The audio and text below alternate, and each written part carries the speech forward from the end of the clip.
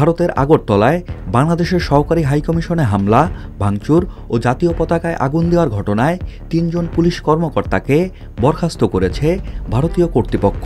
সেই সঙ্গে হামলায় জড়িত থাকার সন্দেহে গ্রেপ্তার করা হয়েছে ৭ জনকে।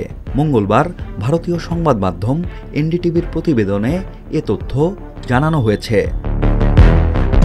প্রতিবেদনে বলা হয়েছে, আগরতলায় বাংলাদেশের সহকারী হাইকমিশনে হামলা ও ভাঙচুরের ঘটনায় ত্রিপুরা সরকার মঙ্গলবার ৩ পুলিশ সদস্যকে বরখাস্ত এবং একজন সিনিয়র পুলিশ কর্মকর্তাকে প্রত্যাহার করেছে। এছাড়া ঘটনায় জড়িত থাকার অভিযোগে ৭ জনকে আটক করেছে আইনশৃঙ্খলা বাহিনী।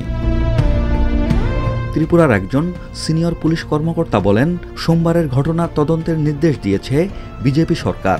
এ ঘটনায় সাব ইন্সপেক্টর দিলু জামাতিয়া, দেবব্রত সিনহা ও জয়নাল হোসেনকে সাময়িক বরখাস্ত করা হয়েছে।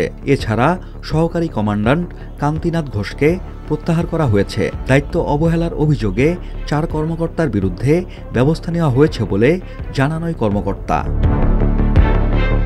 এনডিটিভি বলছে, কূটনৈতিক মিশনে হামলার ঘটনার পর আগরতলায় বাংলাদেশের মিশনে নিরাপত্তা ব্যবস্থা জোরদার করা হয়েছে। ত্রিপুরার মুখ্যমন্ত্রী মানিক শাহ এই ঘটনার নিন্দা জানিয়েছেন।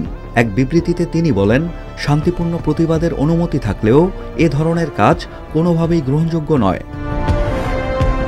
সোমবার দুপুরে ত্রিপুরার উত্তর আগরতলায় বাংলাদেশের সহকারী হাইকমিশনে হামলার ঘটনা ঘটে। একটি হিন্দুত্ববাদী সংগঠনের সমর্থকরা এ হামলা চালান বলে প্রত্যক্ষদর্শী সূত্রে জানা গেছে।